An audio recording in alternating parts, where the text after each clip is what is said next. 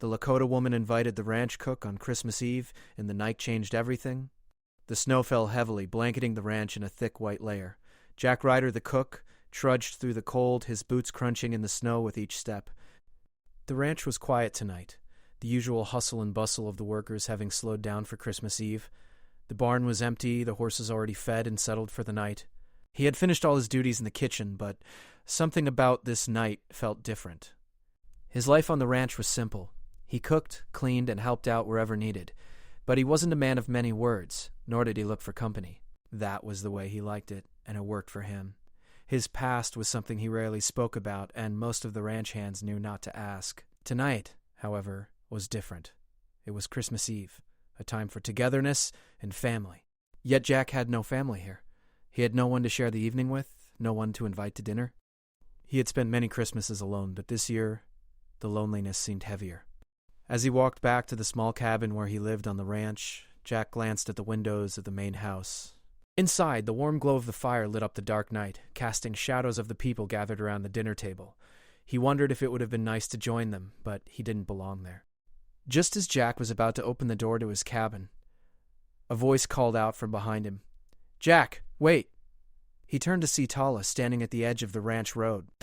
She was the new woman on the ranch, having arrived only a few months ago.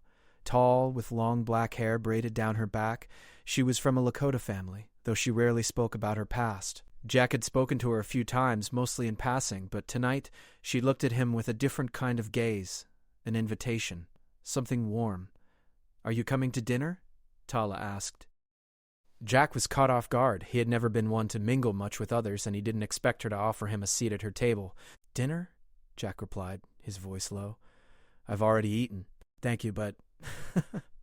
Tala shook her head with a soft smile. "It's Christmas Eve, Jack. No one should be alone tonight. Please, come. I'd be honored to have you." There was a softness in her voice that Jack didn't expect. He hesitated, unsure of how to respond.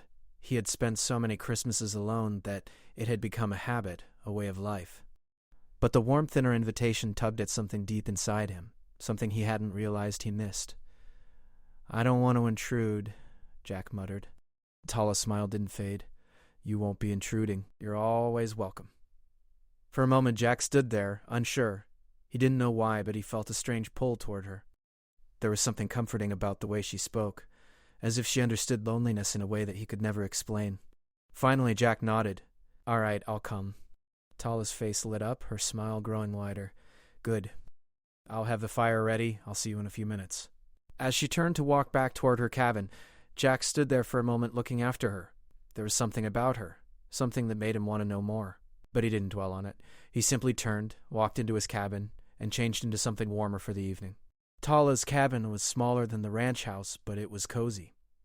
A soft light flickered from inside, the scent of pine and roasted meat floating through the cold air.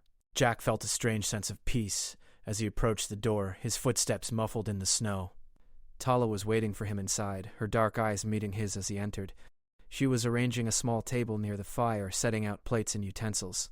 The room smelled of warm bread and savory stew, a perfect Christmas meal in the making. Jack felt a sudden wave of gratitude, something he hadn't felt in a long time. "Thank you for inviting me," Jack said, his voice quiet. Tala looked up and smiled. "It's my pleasure. I'm glad you came." They sat down at the small table, and for a moment neither of them spoke. The crackling of the fire filled the silence, and Jack found himself relaxing more than he expected. Tala served the food, and they ate in quiet companionship, the only sounds being the occasional clink of silverware and the warmth of the fire. As the meal went on, they began to talk.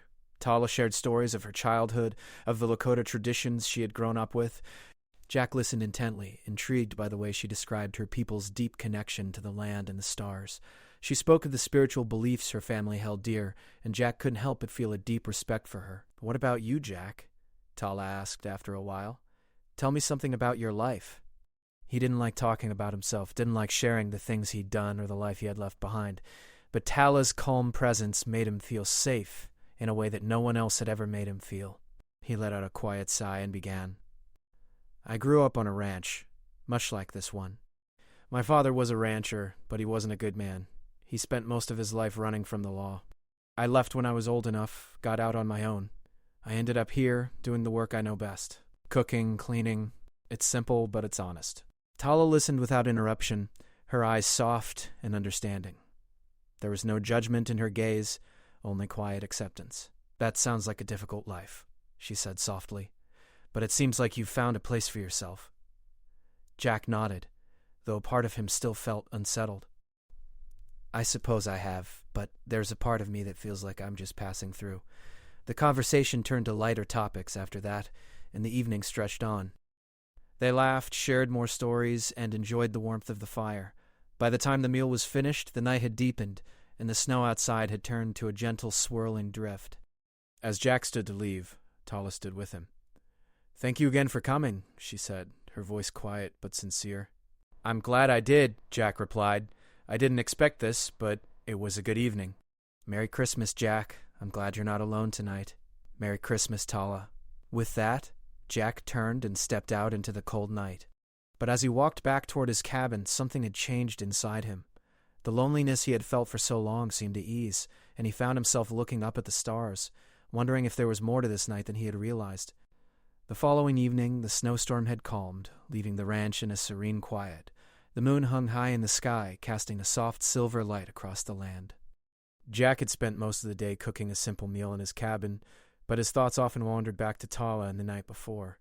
There was something about the way she spoke, the calm in her voice, that lingered with him. He hadn't expected the invitation, nor had he expected how the evening would feel. Different, yet strangely right. Tala had made him feel welcomed, not out of obligation, but out of kindness. It was something Jack hadn't experienced in a long time, and it left him with a sense of warmth that felt foreign yet comforting. Jack was finishing his work when there came a light knock at the door. He opened it to find Tala standing there, her dark eyes sparkling under the moonlight. She looked different tonight, calm and serene, but with something else in her presence, something Jack couldn't quite place. Jack, she said softly, her voice carrying a quiet strength, would you mind coming over again? I have something I'd like to show you. Jack was surprised. After the invitation last night, he hadn't expected another one so soon. But there was something in her tone, something sincere, that made him feel compelled to say yes. Of course, Jack replied, grabbing his coat and stepping outside into the cool evening air. The wind had died down, but the cold still bit at his skin. He followed Tala through the snow, his boots crunching underfoot. They didn't speak much as they walked, but Jack noticed the way Tala's footsteps seemed purposeful, as though she knew exactly where she was going. They reached her cabin in no time. The fire inside flickered through the windows, casting a golden light across the snow outside. As they entered, Jack could already smell something different in the air, an earthy scent, almost like fresh rain mixed with pine. I'm glad you came, Tala said, closing the door behind him. What's this about? Jack asked, his curiosity piqued. Tala smiled softly, and with a graceful motion she gestured for Jack to sit by the fire. The warmth of the flames felt good after the cold walk, and Jack settled down, watching Tala closely as she moved across the room. There was a quiet, almost mystical energy around her that Jack couldn't explain. I have something to show you, she said again, her voice softer now. She disappeared into another room, only to return with a small, cloth-wrapped bundle in her hands. She placed it carefully on the table in front of Jack. What is it? Jack asked, his curiosity growing. Tala didn't respond immediately. Instead, she carefully unwrapped the cloth, revealing a small, smooth stone. It was unlike anything Jack had ever seen. Its surface shimmered with colors that seemed to change with every angle of light. It wasn't a large stone, but its presence felt weighty, as though it carried some unseen power. This, Tala began, her voice quiet but firm, has been in my family for generations. It's an heirloom. My ancestors passed it down through the years, believing it holds great significance. Jack leaned forward, his eyes fixed on the stone. He could feel the pull of its energy, though he didn't understand it. The stone was beautiful, but there was something more to it, something mysterious. What does it do? Jack asked, unable to take his eyes off the glowing stone. Tala hesitated for a moment before speaking. It's more than just a stone. It's an artifact. My family believes it has the power to reveal alternate realities, different versions of our lives, different paths we could have taken. Jack blinked in surprise. He had heard of many strange things in his life. Ranchers spoke of ghosts and spirits, and some even whispered about strange occurrences in the night. But this was something entirely different. Alternate realities, Jack repeated, his voice filled with skepticism. Are you telling me this stone can show us different versions of ourselves? Yes. It's not just a story or a legend. I've seen it myself. This stone allows us to see beyond what we know. It shows us the lives we could have lived if we made different choices, if we had taken different paths. Part of him wanted to dismiss it as fantasy, as something that couldn't possibly be real. But the way Tala spoke, so calm and certain, made it harder to ignore. She wasn't asking him to believe. She was simply showing him something she knew to be true. "This is difficult to understand," Jack said, feeling a strange mix of doubt and intrigue. "How do you know it works?" "'Cause I've seen it. My family has seen it for generations. The stone has revealed many things about the world we live in and the paths we've chosen, but it's not always easy to understand. It can show us things we don't always want to see." Jack leaned back, thinking about her words. The idea of seeing alternate realities, of knowing what might have been, was both thrilling and unsettling. Could something like this really exist? Could it reveal his own life in a way that felt real, even though it wasn't? Tala's eyes met his. "Would you like to try?" Jack's heart skipped a beat. A part of him felt afraid, unsure of what the stone might reveal. But another part of him, the part that had always felt like he was just passing through life, was intrigued. Maybe this was the opportunity he needed, to see something more, to understand why he had always felt so disconnected. "I don't know," Jack admitted. "What will I see?" "Whatever the stone decides to show you," Tala said softly. "It's not up to us, but we can't move forward in life without knowing the past." Jack hesitated for a moment longer. Then, taking a deep breath, he nodded. "All right, let's do it." As soon as Jack touched it, he felt a surge of energy rush through him, like a wave of warmth and cold all at once. The room seemed to shift, the firelight flickering and dimming as the world around him blurred. Suddenly, Jack was no longer in the small cabin. He stood in a wide-open space, a vast plain stretching out before him. The sky above was different, darker, more vibrant, as if the stars themselves were closer. He looked around, and for the first time in his life, he felt a deep sense of belonging, as though he was standing in a place he had always known. He turned to see Tala beside him, but she looked different, more vibrant, her face full of confidence. She smiled at him, her eyes bright with purpose. "This is not the world you know," she said, her voice echoing in the strange landscape.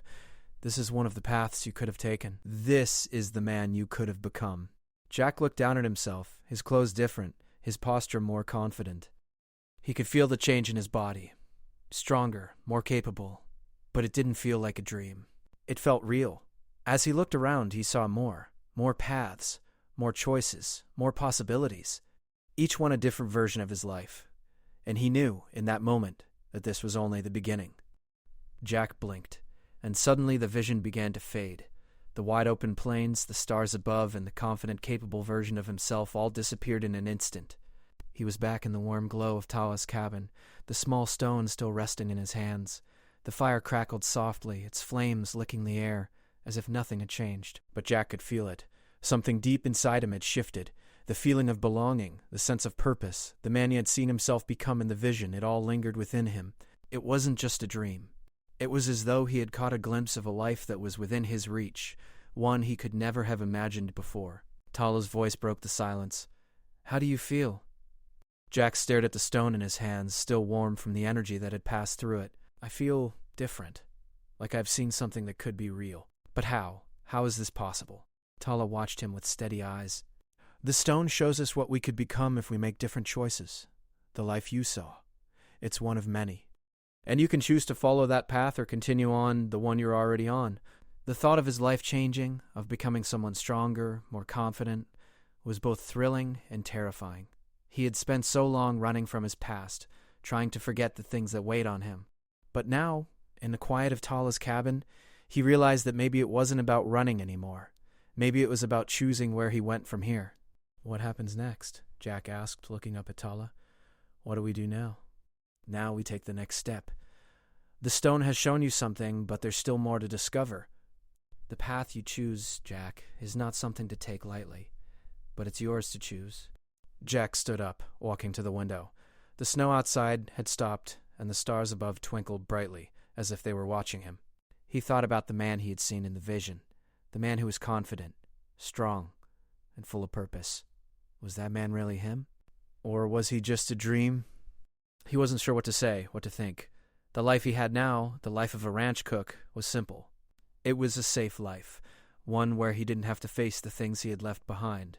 But the man he saw in the vision, he didn't run. He faced his challenges head on. He made choices. "I don't know what to do," Jack finally admitted.